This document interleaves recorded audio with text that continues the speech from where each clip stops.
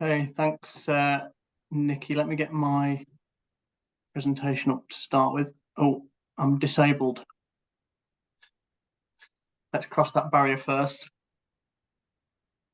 There we go. You should be able to share now. Yeah.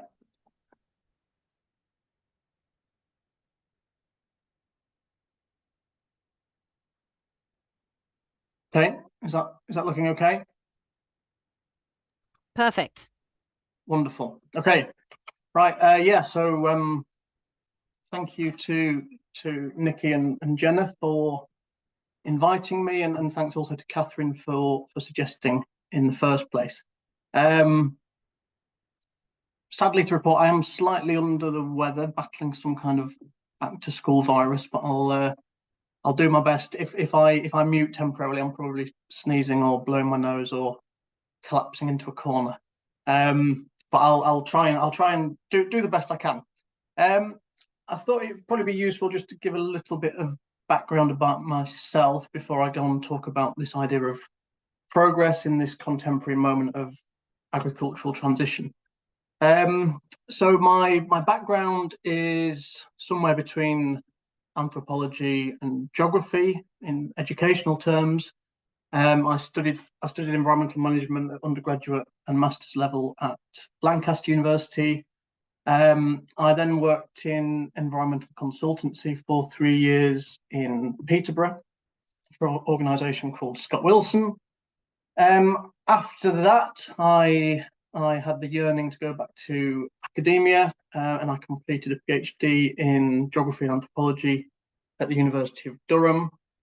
And there I studied upland hill farmers in North Yorkshire, looking particularly at the role of culture and cultural values on farming practices in light of the transition to more environmental forms of farming, and particularly what were then the new environmental stewardship schemes which were coming in, as well as a local conservation initiative to protect the population of pearl mussels in the local river.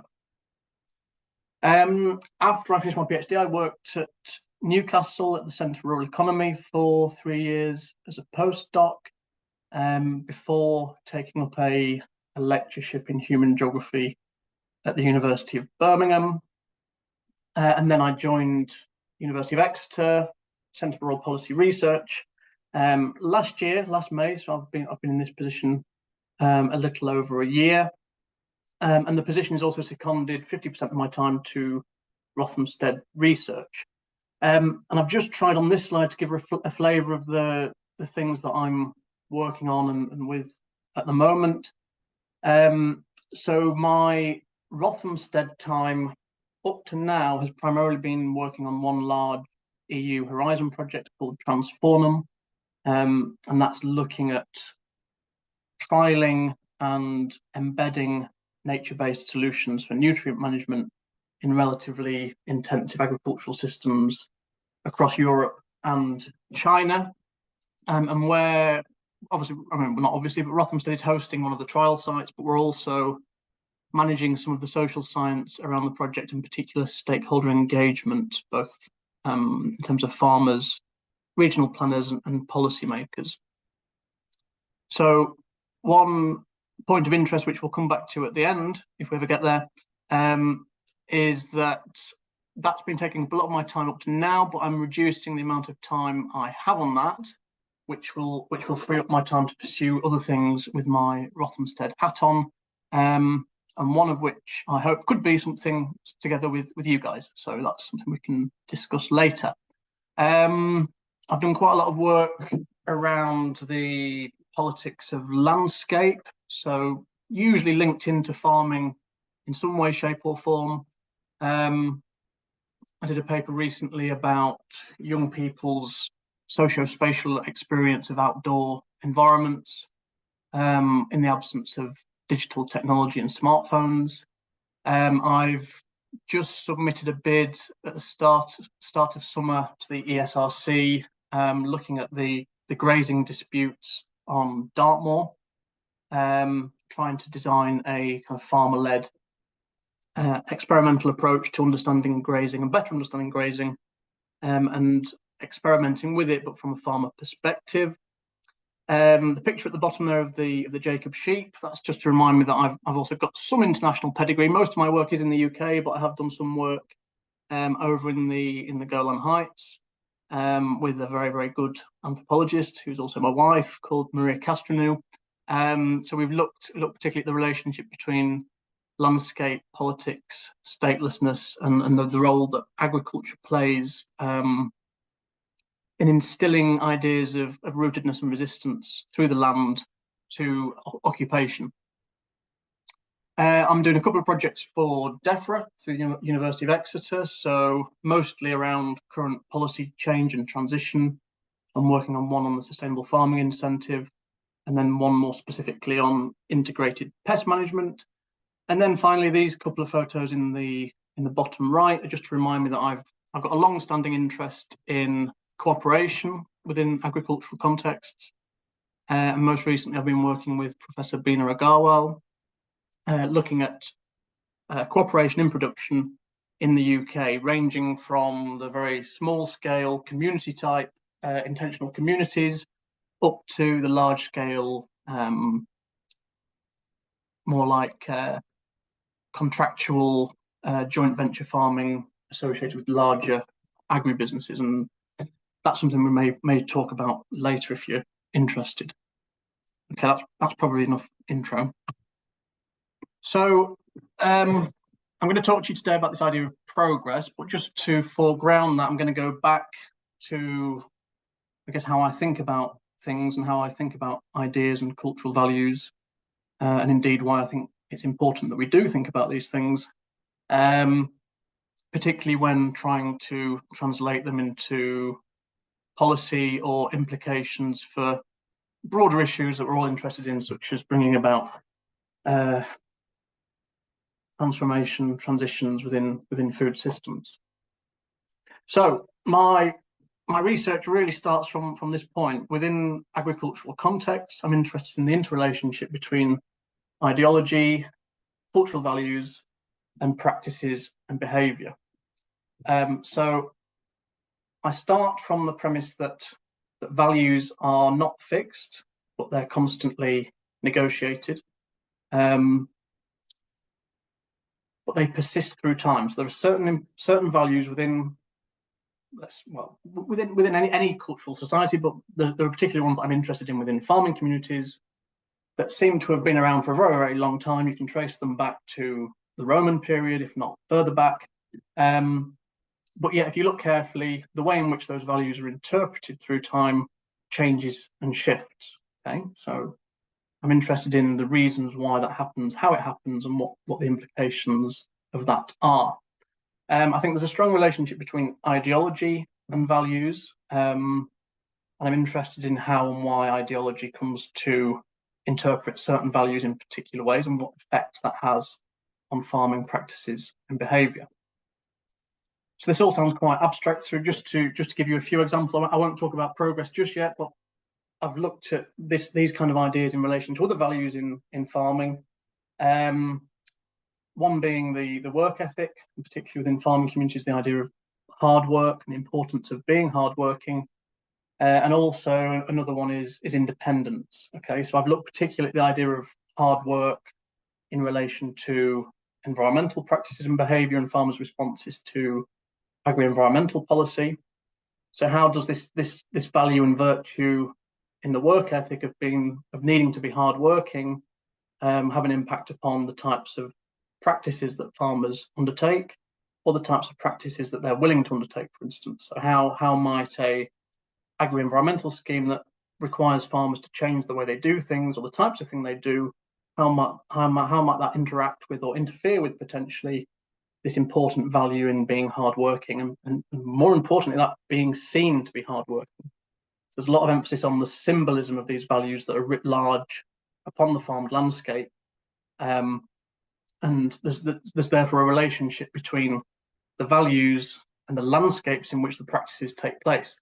I've also looked then at independence or autonomy, more specifically in relation to farmer cooperation.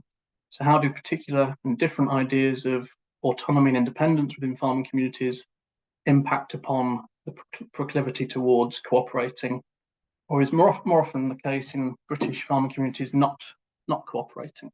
Okay. By the way, feel free to pipe up with questions as we go through. I've hopefully left enough time at the end to have questions. I've even got some ready-made discussion points at the end, so you'll be pleased to hear about that. Anyway, I will move on. I won't go too much into the detail on the theory behind all this, but I do want to say that I think it's important, that the theory is important, and there's a reason why it's important. But we'll come to that in a moment when we think again about policy implications. So I've been very much influenced and inspired by Raymond Williams, who has this very lovely expression here: we have to be able to explain in related terms both the persistence and historicity of concepts. So that idea of how dominant ideas remain yet change through time. So understanding why that happens and what the implications of that are. I'm also very much inspired by Stephen Luke's in terms of his understanding of power and how that plays out through social interaction and the relationship between structure and agency. So his idea of power recognizes that structural power exists, and that serves to constrain or limit what's possible for social actors within social settings.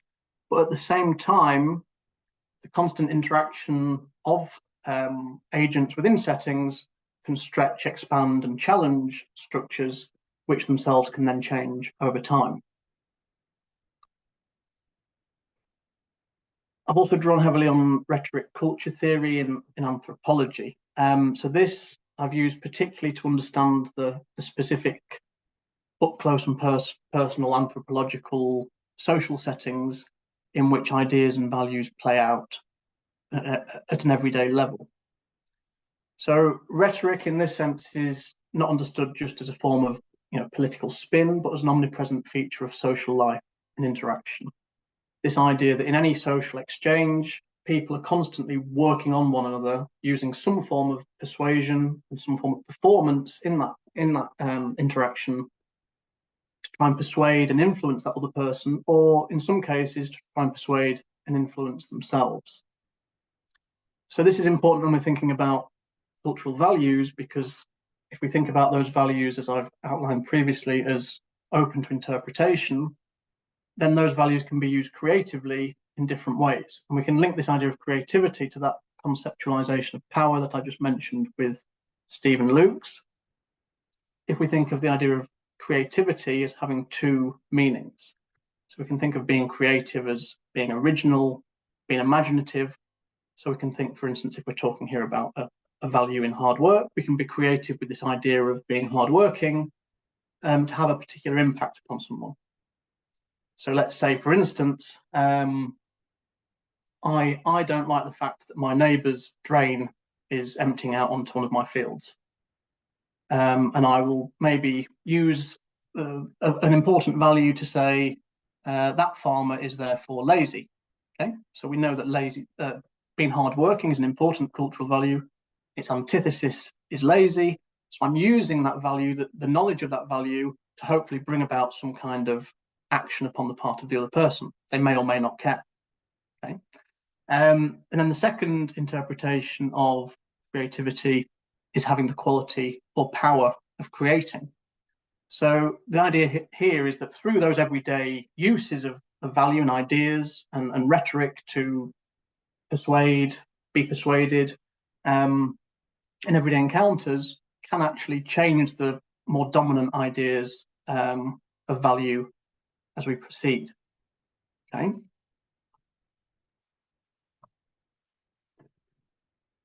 So going back to this is going back to my original PhD research in North Yorkshire. So I'm living and working on hill farms in the North York Moors, hanging out with lots of farmers. I've worked on 3 different farms, and there are just certain ideas that repeat themselves very, very often but in different ways. Particularly when you talk to farmers about what's important to them for the future, what does it mean to be a good farmer or a proper farmer. Things like the hard work ethic come up a lot, things like independence come up a lot, and things like betterment or progress or improvement also came up very, very often. But what I found very interesting was that there were two primarily different conceptualizations of how betterment was conceived.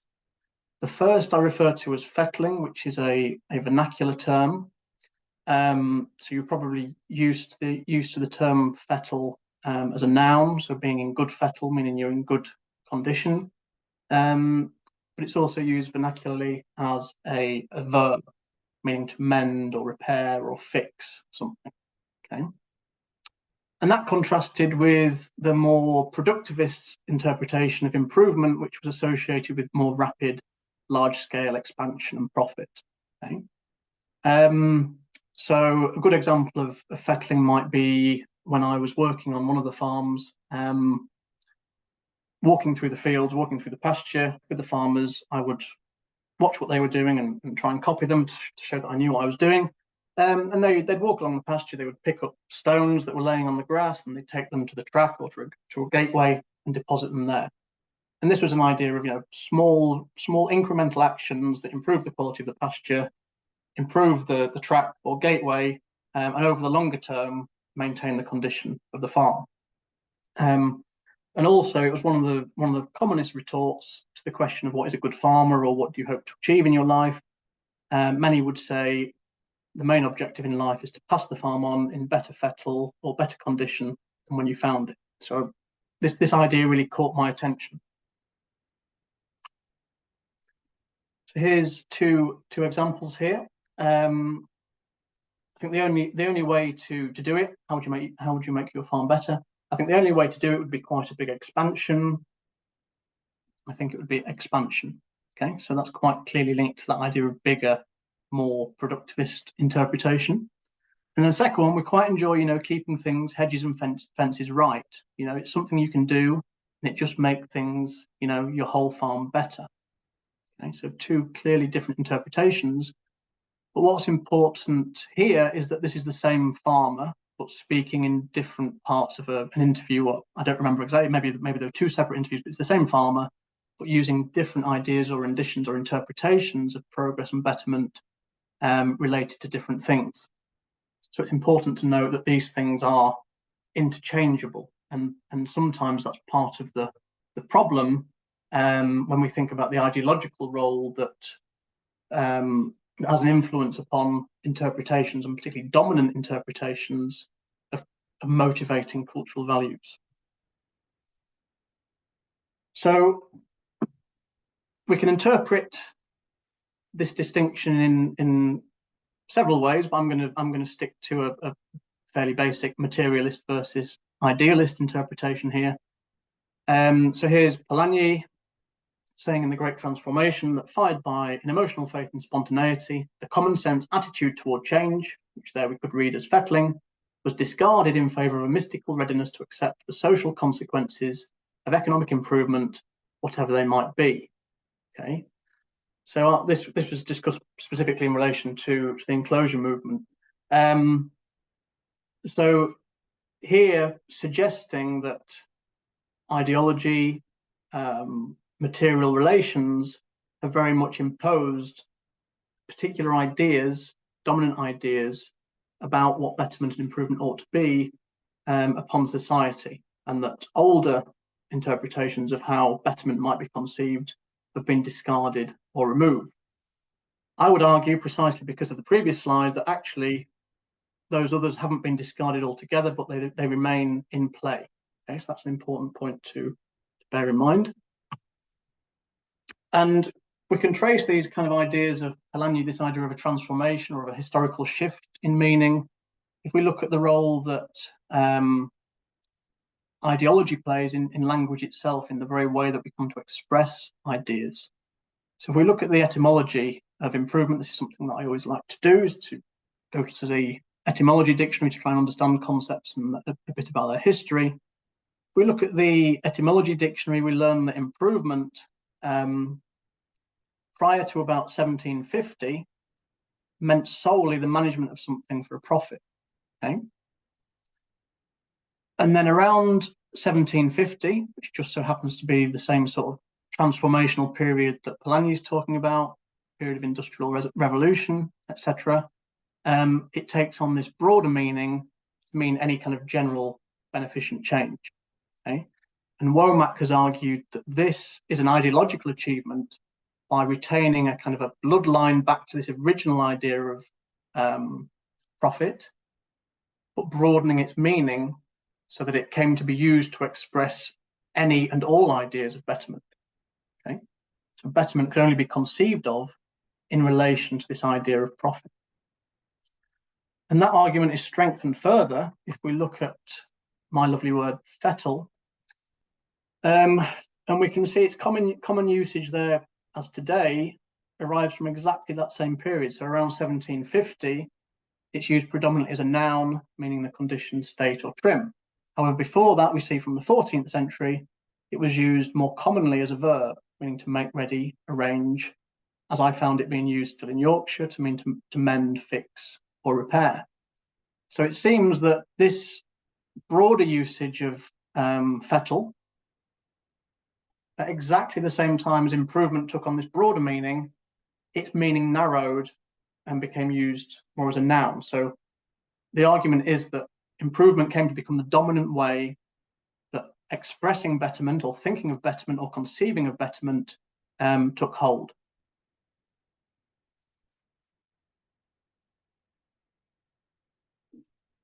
An alternative interpretation is that the values that motivate farmers are essential to farmers themselves, and they've always been there. Okay, so this is more of an idealist or Weberian interpretation, represented very much in Paul Thompson's The Spirit of the Soil, where he referred to farmers as willing conspirators in the rise of capitalist agricultural production. So the suggestion there is that the values came first and they gave rise to the capitalist mode of production within agriculture, as opposed to the capitalist mode of production under the materialist interpretation, imposing the values upon the farming community. So this has very significant implications for where we take things, okay, depending on what we believe. This line of thinking has also, I would argue, been the dominant one in which farming culture has been used to understand and interpret the way in which farmers have responded to policy, and particularly agro-environmental policy, through the likes of the work of Rob Burton. So I just want to show you kind of a trajectory from this Weberian way of thinking about values and its implications for policy. So Burton's work through the early part of the 21st century moves fairly quickly towards what appears to be a fairly natural and obvious and commonsensical policy endpoint. So he makes the argument back in 2004 that farmers' values and productivist values are kind of synonymous. So this is that Weberian interpretation. They're one and the same thing. Farmers therefore exhibit a form of cultural resistance to agro-environmental schemes because agro-environmental schemes go against the ideas and values of productivism that were so embedded in farmers and the farming community in the CAP post-war era. So if that's the case, if we want farmers to engage with agro-environmental schemes, then we need to make the agro-environmental schemes more culturally sustainable. We need to find ways that farmers can think about the environment in productivist ways, okay? And therefore we move to thinking about environmental and environmental policy and environmental management in similarly productivist ways. So it leads us to think that payments by results, payments for ecosystem services approach are the only way that we can get farmers to engage with managing the environment, because that's how they think and they're locked into this way of thinking, and it's derived from a very essential set of cultural values. Okay, but I don't like that thinking because of these four reasons. It suggests that we need to change the policy mechanism to fit the problematic values, rather than thinking about changing the values to fit the desired policy outcomes. It actually serves to extend and embed those problematic ideals associated with productivism into the realm of the environment rather than laying challenge to them. 3, it's based on an essentialized farming identity, which suggests that the farmer's values are inherent and fixed. And finally, and importantly, it suggests that the farmer's values, and therefore the farmers themselves, are the problem in environmental management, and that they're opposed to environmentalism as such. Okay, so I think it's really important to stress that the way we think about values, the way we theorize them, has important implications for the way we link this to policy implications and recommendations. So just to summarize that kind of line of thinking before we move on to the contemporary situation, ideology works on existing values by reinterpreting them in very specific ways and making them appear as the only natural and commonsensical interpretation, as we saw with the etymology of improvement. But importantly, and this is where I differ from Polanyi to an extent, I don't think that the older interpretations have entirely been abandoned or discarded, but they remain in use and in play, partly because they're important practically in directing farmers' work, but also because they have this rhetorical utility. They serve a social interaction function. Okay. So this begs a question: if we don't like this Weberian interpretation, how can a more nuanced understanding of values as being more flexible, being more open to interpretation, as not being synonymous with the negative ideas of productivism, how can we think of them differently for directing policy and broader food system transformation? And so, as well as rejecting the Weberian view, I also reject an idea put forward by Philip Lowe and colleagues at the end of the 90s in one of the first looks at the rise of the environmental movement and the impact of the environmental movement and environmentalism on farming. So they proposed that there was a kind of a pitched battle taking place between two types of morality: an environmental morality and an older rural morality, which was rooted in the virtuous industry of the farming community. And they argued that eventually that there was some sort of transition taking place, but eventually the eclipse of the rural morality would take place at the expense of the environmental morality. But I don't necessarily agree that what they were witnessing was a specific moment, but they were witnessing just a constant negotiation of ideas and values, which always takes place in social life. Okay, so rather than thinking that we have to have the replacement of one set of values with another, what happens if we think about how those different types of interpretation merge and blend together? Okay, because if you start to think about a pitched battle and you start to think about sides, you start to think about differences, and it becomes very difficult to think about how you transcend those differences and how people with different ideas and moralities perhaps can work together. So let's move on to contemporary interpretations. So that's where my interest in this idea of progress came from. And then recently I've just had a chance to revisit it through a project that I did whilst I was working at University of Birmingham alongside colleagues at FARA. And it was one of, some of you may have had experience of working for DEFRA, but it was a really nice DEFRA project. I wouldn't say everything that I've done for DEFRA has always been a pleasant experience, but this one was actually really nice because it was an open remit to basically go and speak to 120 farmers across the country to find out what were they going to do in light of Brexit and the associated policy changes that were happening. We weren't allowed to refer to it as Brexit, of course. It had to be EU exit because Brexit was too controversial. And this took place, so 2019 to 2021. So we got real-time feedback on the deal that was done at the end of 2019, start of 2020. And then that all kind of fell by the wayside in any case because COVID took over early on. So we also got to start thinking about how COVID was affecting farmers' thoughts about the future. So it was a really interesting moment just to go out and get a snapshot across the country of the way farmers were thinking about the future. And what I found really interesting again was how progress was being reconceptualized anew for this new situation that farmers found themselves in. I'm not going to give you a full breakdown of all the broader findings from the project, but just a few things that might be of interest to this group. So we looked at the way in which farmers perceived their trajectory change as a result of the agricultural transition from EU to non-EU. And interestingly, the majority didn't expect that they would change at all, that they would carry on along a similar path that they were already on. However, there were a higher number identifying that they would move on to a downturn in trajectory as opposed to an upturn in trajectory, and more of them recognizing that that downturn was attributed to the policy mechanisms themselves. And it's also important to point out, even though there was a lot of criticism directed at DEFRA, which I'll show you in a moment, through this exercise, that generally there were quite high levels of optimism amongst those sampled, which you might find fairly surprising. I think it was around 70% of the sample generally suggested they were optimistic.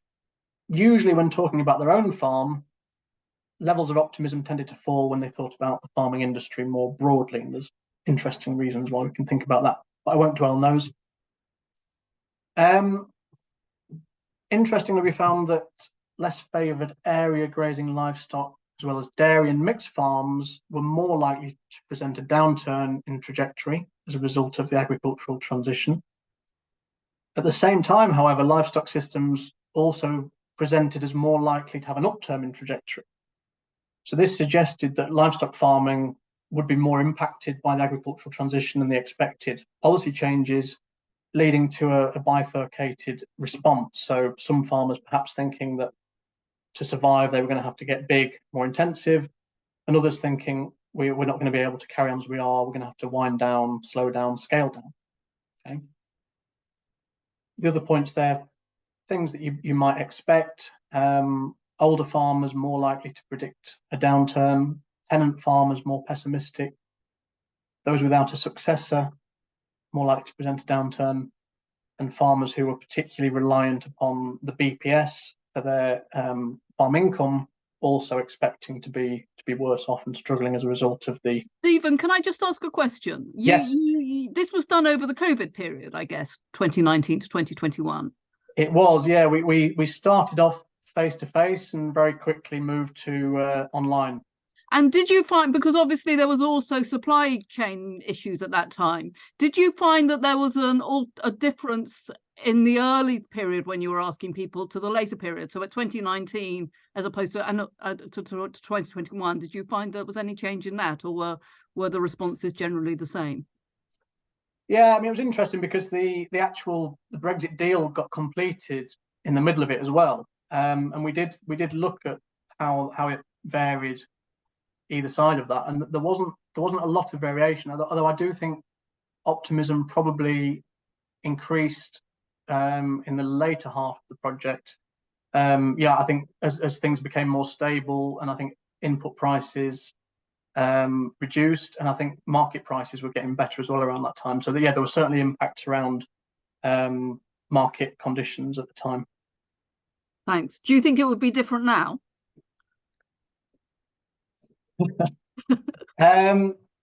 Not necessarily. I think one of the main responses that we got from farmers then was that it was all very uncertain and they didn't feel like they could really plan for the future.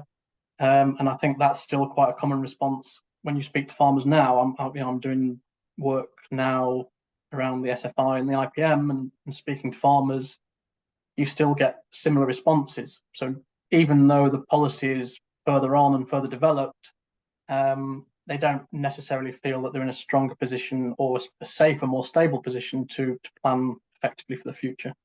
Thanks. Okay. Thanks for the question. So here, just to draw out what the main concerns that we found the farmers were identifying for the future, we boiled them down to these 4 categories: restrictions on what they're able to do, contradictions in terms of the way the policy would work, fairness and trust, and all of this underlain by the extent to which farmers generally felt undervalued by government and wider society. Okay. So as I said, I was interested in this moment and thinking about change and thinking about progress and betterment, and where things had gotten to since I did my PhD research 10 years previously. So there was a question about, to what extent really is this moment a crisis point, a turning point, a critical crossroads that's going to necessitate a radical reevaluation? And you saw from a couple of slides back that most farmers weren't predicting any change to what they were already doing. Maybe it was because they didn't have sufficient information, so they were just planning ahead as normal. But yeah, there wasn't really evidence that there was a real radical rethink taking place. There's a couple of examples here where we see betterment or progress raise its head. So the first one, I'll see how it goes, but I'll just stick to the pigs and the cattle and the cows, and I'll just keep trying to get better at what I do. So that's what we'll do. So not thinking about doing anything radically different. So sticking with the same farming systems, same general approach, but just getting better at what they already do. And the second one, probably a farmer who would describe himself as more innovative or risk-taking. I don't set out to do what I've always done. I'm always looking to improve things. I'm not afraid to eat humble pie. So they're quite different sorts of ideas of betterment, but at the same time, they also represent a certain form of continuity between what those farmers were already doing. So in one sense, sticking to the same system that they're doing, but just trying to improve that system.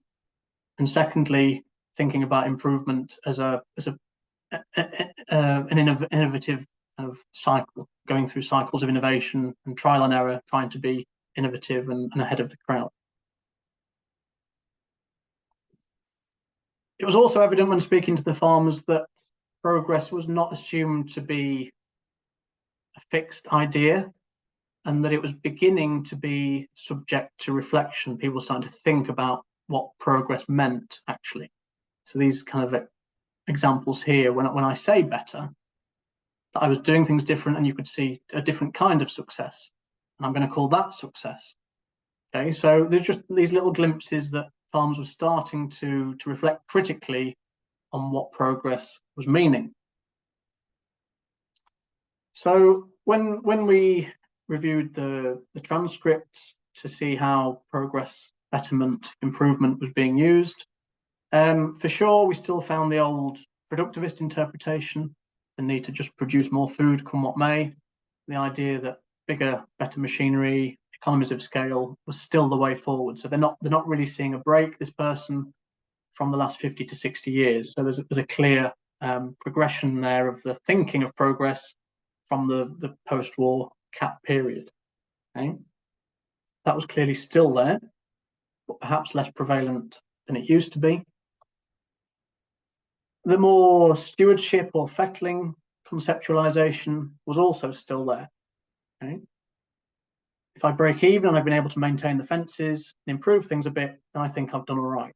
Okay, so a clear link there between betterment and maintenance. Okay, but note that the word improve is used. Passing on to the next generation, again relating to what I said earlier about this common adage within farming communities of passing the farm on in better condition to the next generation has been a sign of success.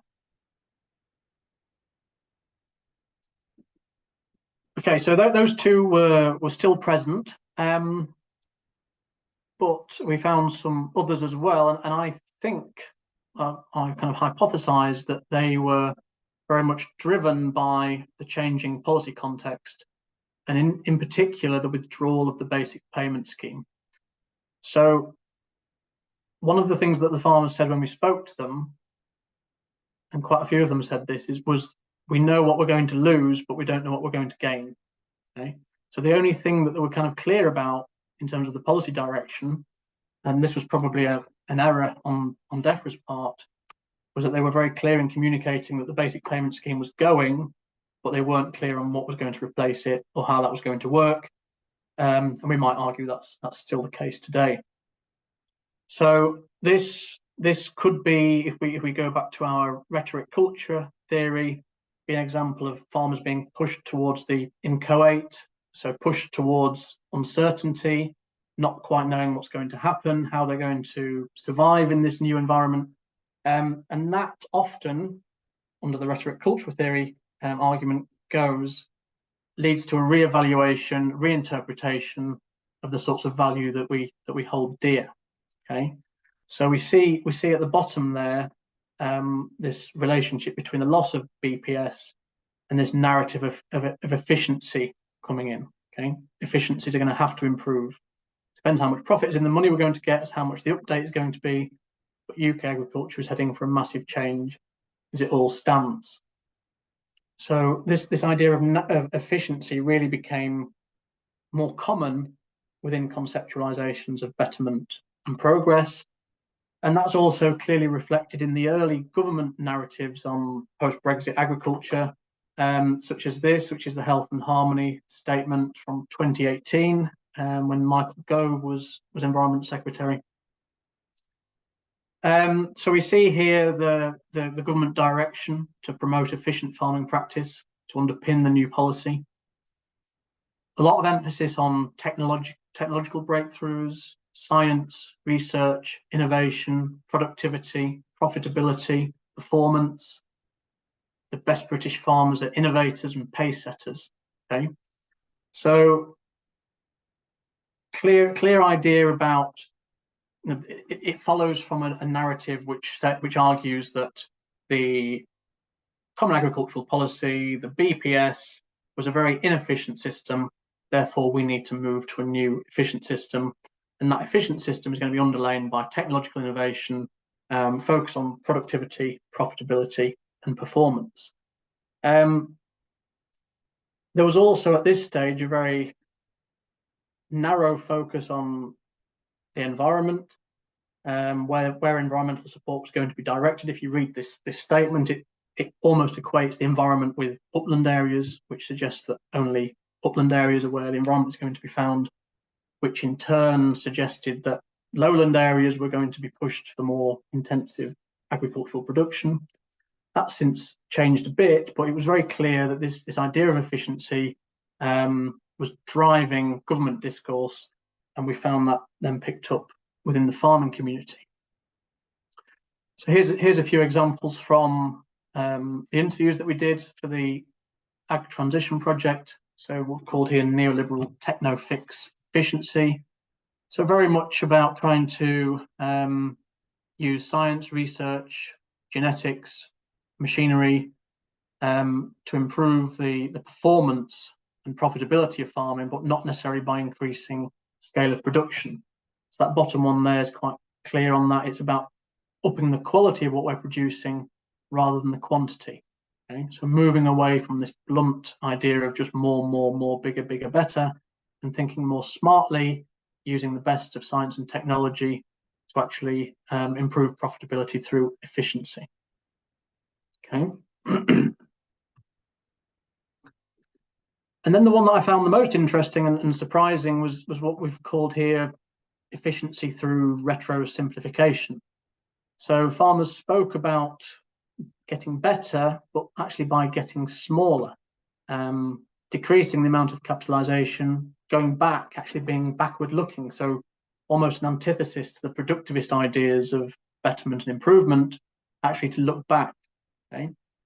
But I think it's important to point out that this was not an argument associated with what we might call alternative agroecological type farming systems or farmers on a retirement trajectory, but generally small scale farmers who wanted to carry on farming, but to do so efficiently from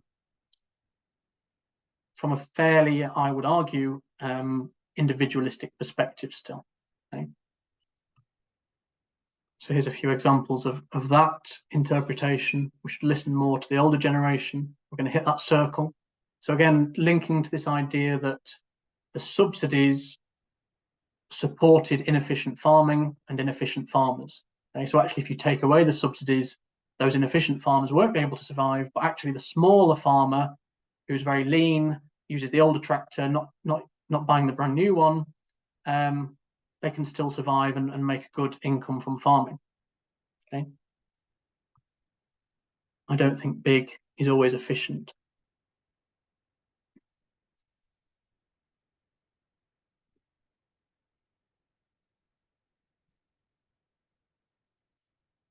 This is quite an interesting one in terms of the intergenerational differences and the kind of the discussion that this farmer had with his employees. So his employees, he said, were still locked into this very productivist mindset of improvement and success, whereas he was trying to change that radically.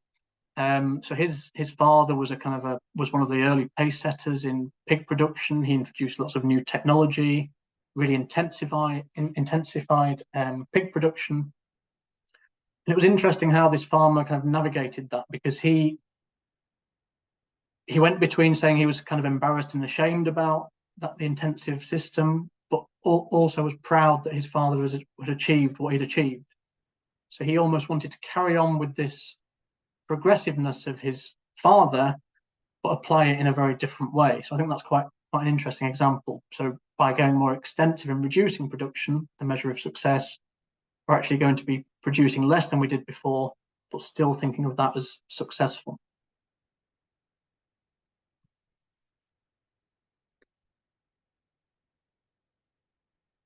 Interestingly, when the agricultural transition plan came out, which was again mid project, this idea of the past was in there as well in the foreword by George Eustace. He said, "We need to rediscover some of the agronomic techniques that my great grandfather might have deployed, but then fuse them with the best precision technology and plant science available to us today."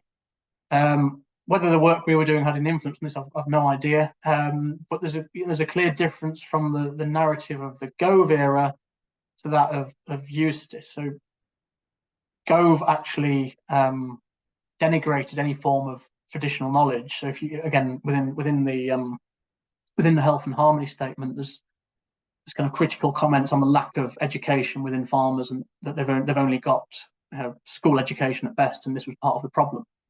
But no recognition of traditional historic knowledge or experiential knowledge, for instance. So there's some shift here with Eustace, recognizing the need to blend ideas from the past with the best of modern technology and science. Okay, so it's interesting that there is some reflection of that return to the past within DEFRA itself. But what I found also interesting, as well as that the fourth interpretation being interesting, was that when we looked at those farmers that we would probably label as progressive farmers in terms of, or alternative farmers, of adopting more agroecological or regenerative approaches, for instance, it was very, very hard within the transcripts to find any use of ideas of progress or betterment, and also difficult to find any recourse back to the past. Okay, so this sort of got me thinking and raised questions. Why is that the case?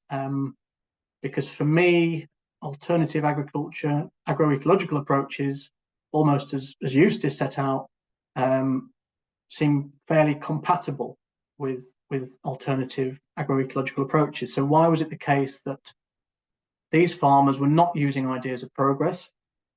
And I haven't done an extensive review, but working with one of my PhD students at Rothamsted, who was looking at ideas around retro innovation, we had to look at a few different policy documents or organizational documents, looking for the way in which both ideas of progress were employed, and also the way in which the past was being invoked.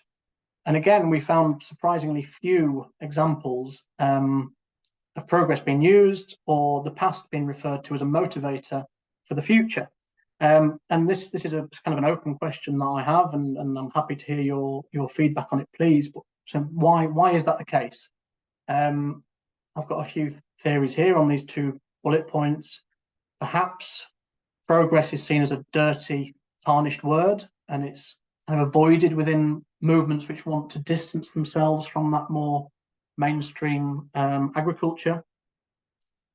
Or perhaps because they want to think about change in more transformative ways. Okay? So they don't want to think about progress as a kind of a steady incremental process having links to what's gone before, but as something which needs a much more radical transformational rethink. I was quite interested to find the Organic Forum publication talking about organic farming at this moment as this powerful pivot for system change, but not really talking about their 70-year history of an influence on farming and farming systems in this country. It was very much about this moment of change. I just wonder whether there's been too much focus on thinking about things as a transformational, radical moment, rather than thinking about actually what do we need to do to bring about that change in terms of bringing together different groups of farmers from different perspectives and backgrounds. We're running out of time, I think, so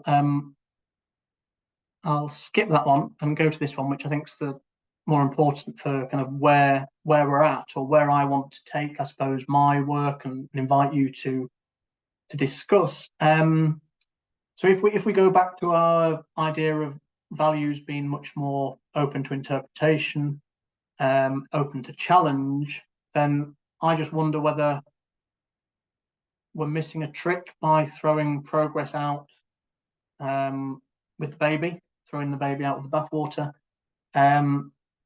Whether we should be thinking about finding links and synergies in idea rather than conflicts and contradictions.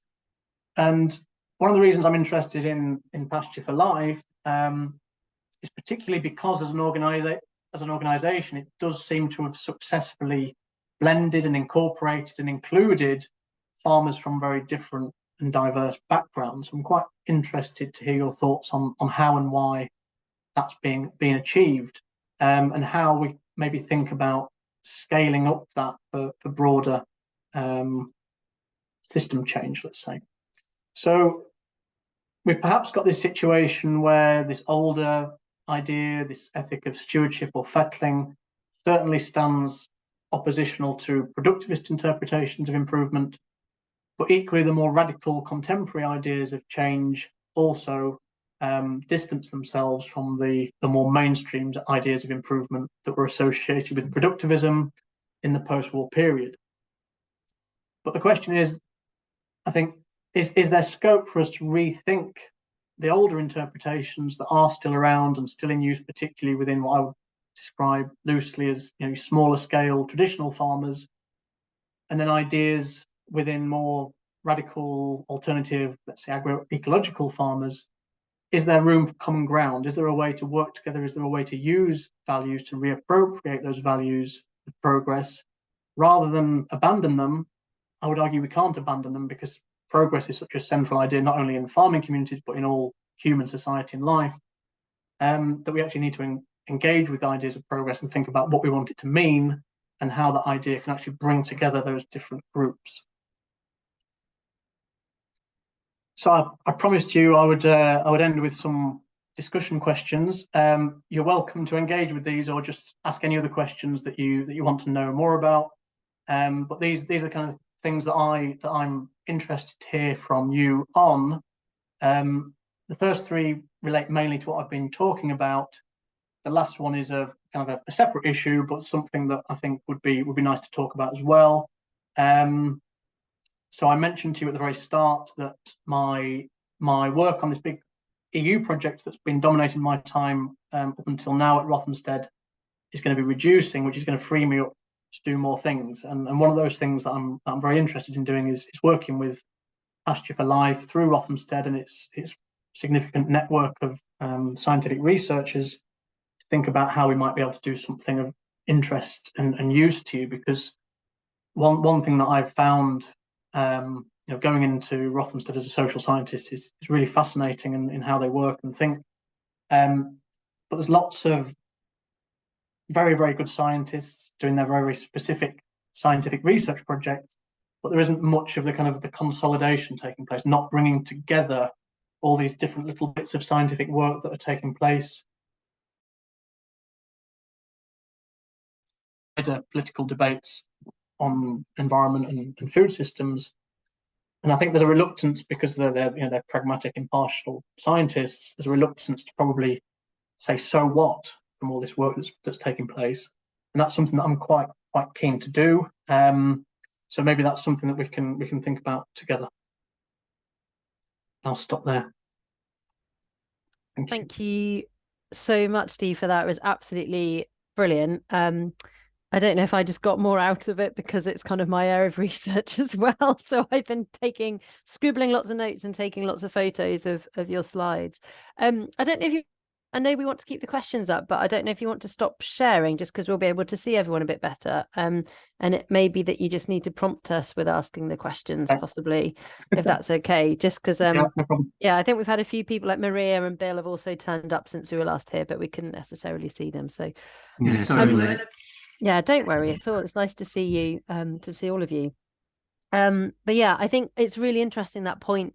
I'm going to jump in with your first question about why do you think ideas of progress and invocation of the past are sparse among alternative progressive agriculture discourses and organizations. And I think, no, it's an interesting point because we probably have, from an organizational point of view, there's a risk of excluding people if we try and align too much with one particular narrative. So, we have seen a significant change within Pasture for Life, particularly I'd say in the last 3 to 4 years, where the shift of types of farmer has really changed. There was historically the type of farmers that would be members of Pasture for Life and the types of farm systems is, as members, not necessarily certified, but as membership farms, is really changing.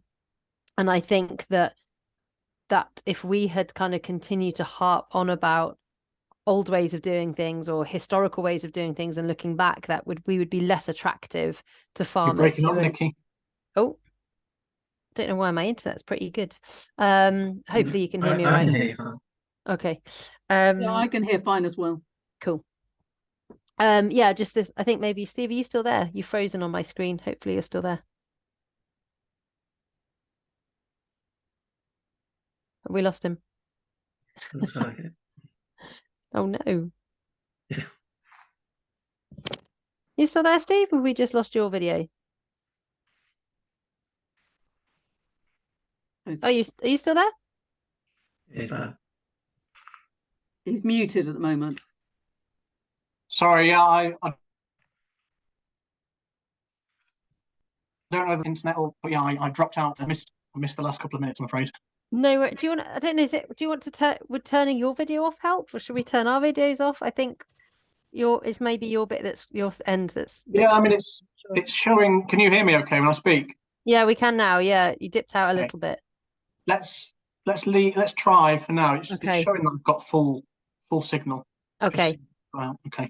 Yeah, I'll be brief then. My point was that I think in a changing membership demographic, if we were too focused on the past, we would limit and become exclusive to focusing on one particular type of farmer. And what we want to do is to be as inclusive as we possibly can. And I suppose from our point of view as an organization, we don't want to look backward exclusively. What we probably want to do, and I always think of it as a bit of a spiral, is that you're kind of always moving forward and up in terms of progress, but with an eye backwards to be inspired and informed by what you will have maybe learnt from previous generations and previous ways of working, and even further back to like indigenous ways of knowing and engaging with the land. But Bill, I don't know if you want to jump in. And well, I'm happy for Stephen to deal with that question first, that issue. But I want to sort of move slightly onto this question of the economics that are really underpinning so much of how farmers think, and see if we get your thoughts, Stephen, on that aspect. Is something in particular on economics, Bill? Yeah, so a lot of discussion is coming back to the Chris Clark Less is More report, and just today over on the Pasture for Life WhatsApp group, it's come up, and I think that and that's why I hadn't expected to be able to join you this afternoon, but because I could see that it was very relevant to that discussion that I've managed to be here. So, but I'm quite happy to park that so you can deal with Nikki's question first, and then maybe come back to that if there's time. Yeah, I suppose you might think of them as being related in some ways. I mean, thank you for your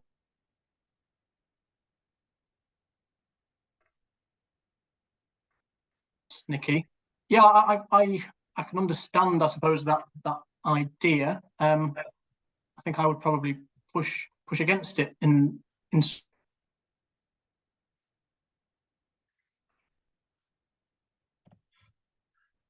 Should we try turning our cameras off for that? Maybe create a bit more.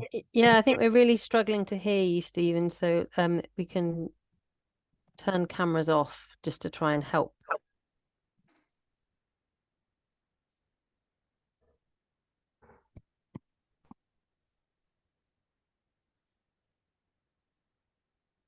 You keep breaking up on us, I'm afraid. We can't yeah. can't hear you very well. You hear me now? Yeah. Yeah, we can. Okay. Very sorry. I don't know what's causing that. So yeah, I mean, I think it's interesting to hear your views on the reasons, Nikki, and I'm glad that you probably accept that might be the case. I suppose my argument would be that if we actually want to challenge dominant systems and change things, then we might need to work harder to bring together farmers from different backgrounds, even though it might be difficult or tricky and we don't want to marginalize certain groups. I just wonder and think maybe there are ways that we can think together through ideas and values to find sort of common ground, I suppose.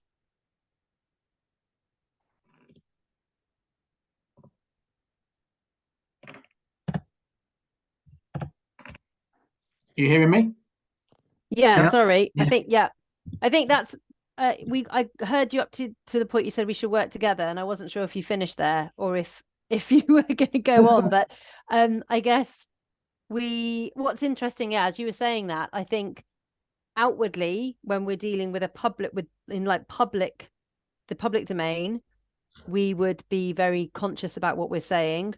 When we bring people into the fold and we're on farm, I would say that the discourse changes and we're much more able to look backward to what we were doing. So I think if you did an analysis of our comms work externally and the reports and things that we're doing, you might see a very different outcome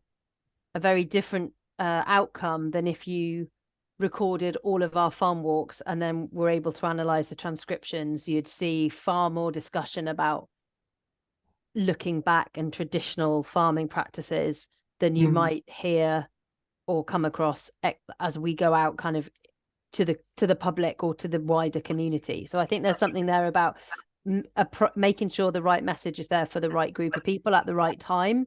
And we pride ourselves on a very community driven ethos where we are bringing people together on farm in a safe space to have those challenging conversations. But I see Catherine wants to come in. Yeah, hi.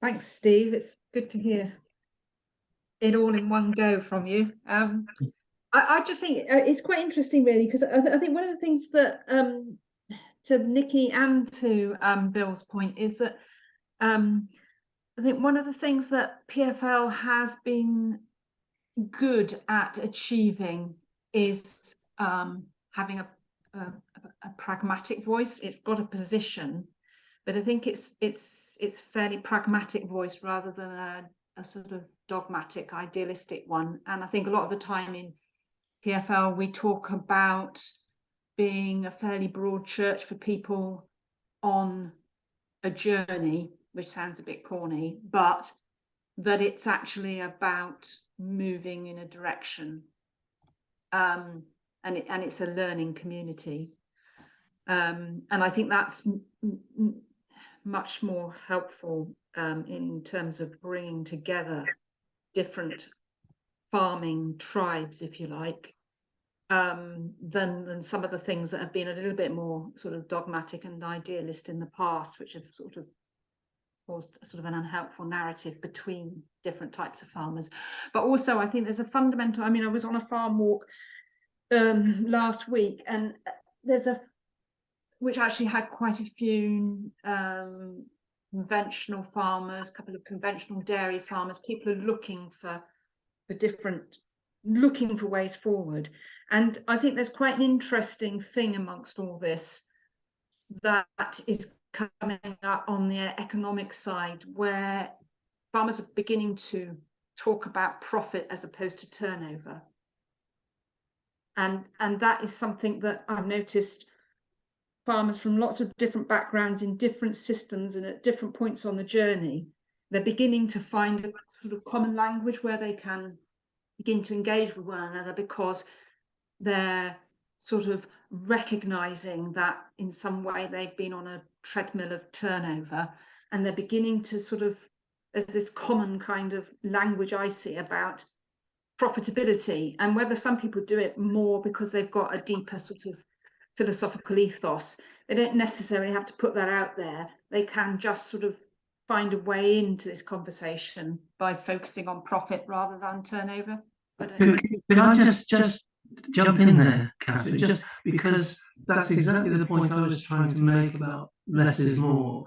And I was at a presentation that Chris Clark did for that report 2 or 3 years ago, where he was explaining to farmers why they were pursuing inappropriate goals in terms of their businesses if they didn't concentrate more on this notion of profitability as the portion of the output that they get, the financial output, that is the return on all their investments.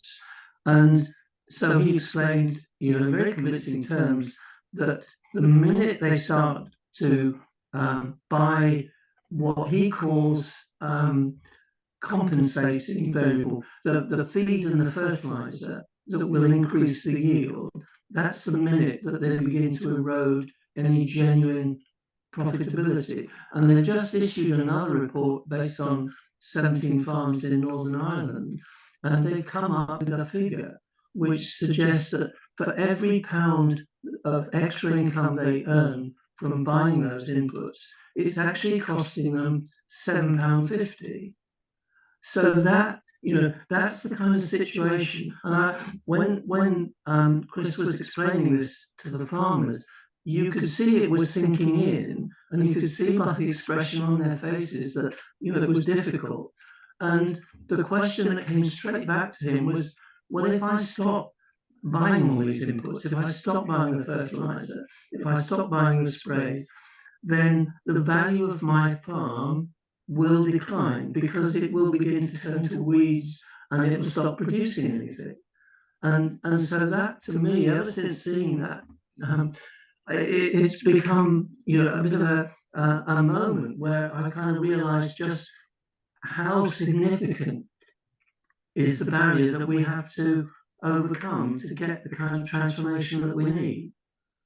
Yeah.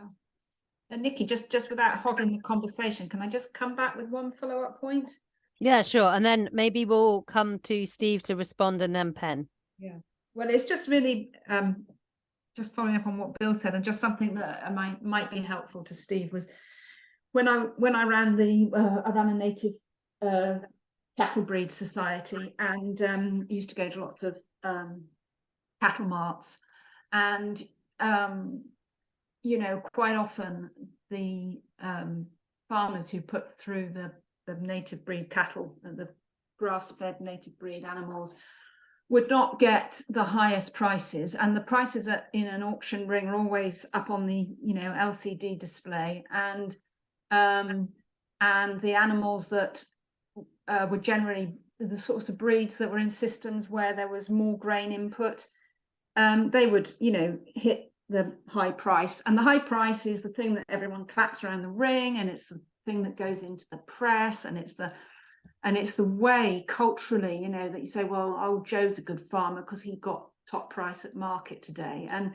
And I used to sort of reflect on that, because part of my job was to sort of get farmers thinking about native breeds that didn't need grain, and it was always very difficult because they never got top price. But if I always thought, well, if culturally we were different, and in that mart the LCD display flagged up profit rather than turnover, i.e. the sales price, that would upend quite a lot of all of that and change it fundamentally. And I always used to think, you know, it's just so indicative of the sort of culture that's become embedded in farming, that it actually had become totally divorced from your actual living that you made. And it's quite a big cultural thing to turn around. Yeah, thanks for those comments and questions.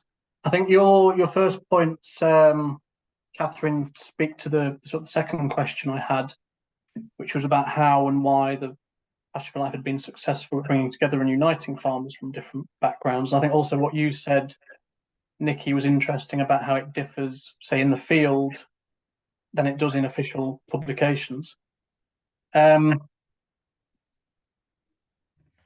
So I would be, I guess there's an interesting question around whether, if we go back to the kind of theoretical stuff that I started with, whether those processes of interacting at the field level or within forums, let's say, whether they start to have an influence on the way in which people think and start to generate some kind of commonality of thinking.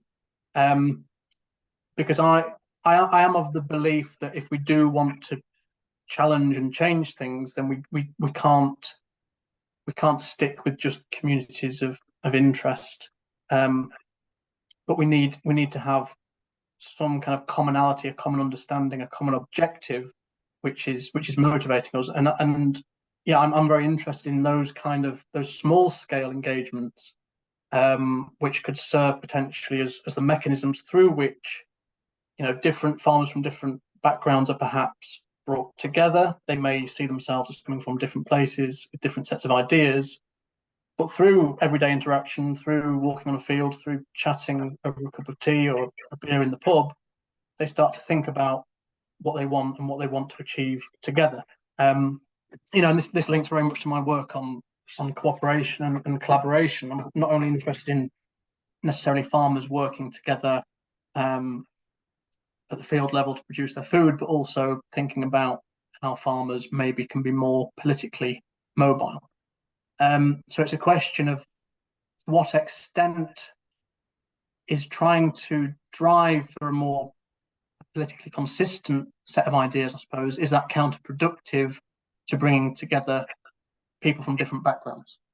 Do we need to focus on, say, interest groups for a start, and then work with them to try and think about engendering a kind of a collective consciousness, or should we not be trying to do that at all?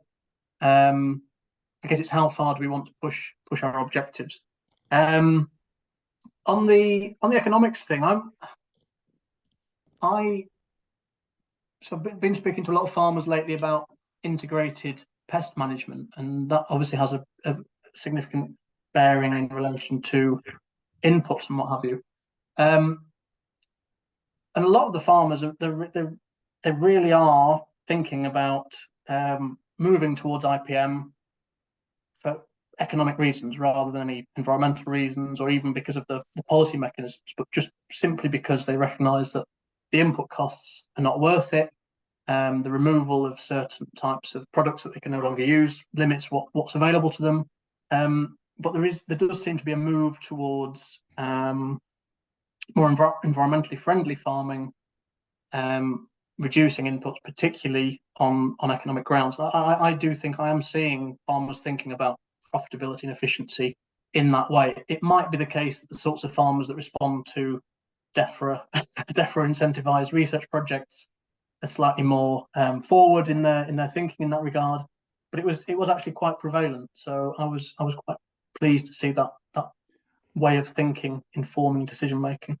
Are you only looking at IPM, Stephen, or is nutrient management? Because nutrient management is the other sort of companion strand to that approach, and I would see them as quite different in that the IPM is about the chemical tools that you're using to control diseases in plants and weeds and diseases in animals, whereas it's the nutrient management that is more to do with the the bigger costs of driving production above levels that the land would normally be expected to sustain under a more agroecological system. Steve, just before you come back on that, because Penn has been waiting to ask a question for a little while, can you maybe hold your thinking on that, and then Penn, do you want to just jump in now? Well, it was really going back to what you were saying, Nikki, about spirals, and also what Stephen was asking originally about why we didn't look back more and talk to people about looking back more. And I was just going to say that it seems to me that a lot of the farmers who are coming in who might be called conventional farmers, who have gone to agricultural college, are seeing the more traditional methods, the principles of soil health, etc., as novel and new and innovative.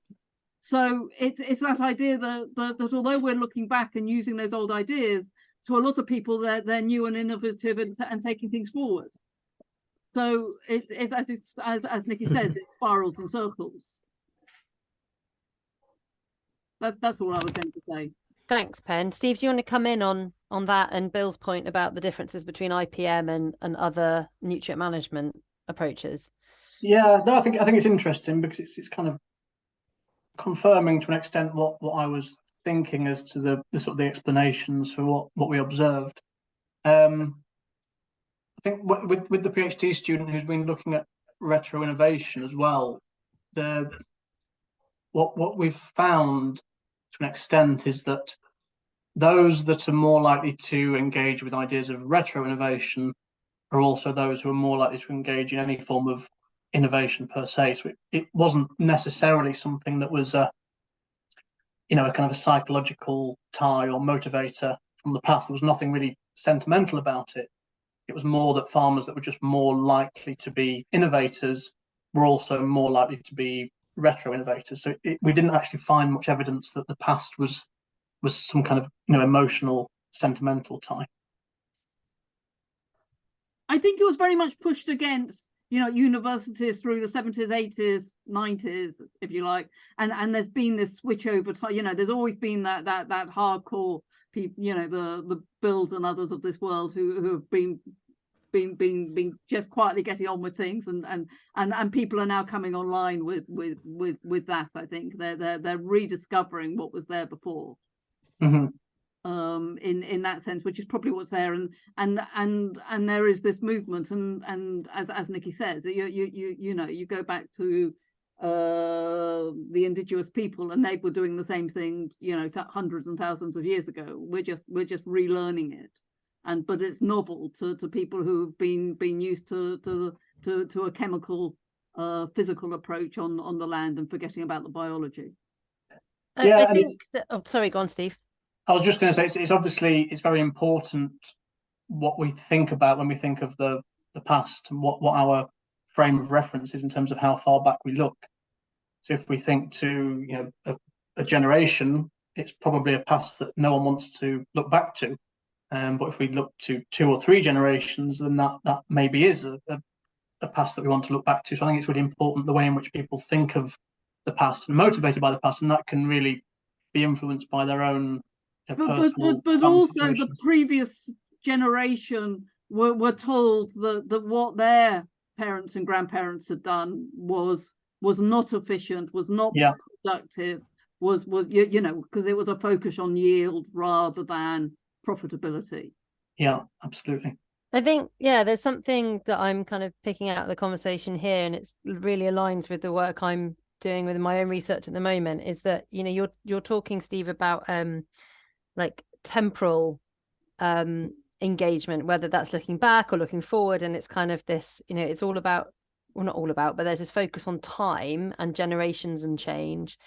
And I think one of the things that has been missing and has been coming through maybe in kind of some of the work that like the ethics of care around soil work that's been coming out from various researchers like Anna Krusowinska, and I think that's her last name, and Julie Ingram and others, that I'm kind of taking that a step further in my work to say, because you talked about agri-environment schemes, and all the farmers that I'm talking to, well, not all of them, but the kind of strong theme that's coming through within my PhD research is that historically we have had production, and then in another bucket we've had agri-environment, and the environment and production have been these two very separate things that we've had to consider and think about.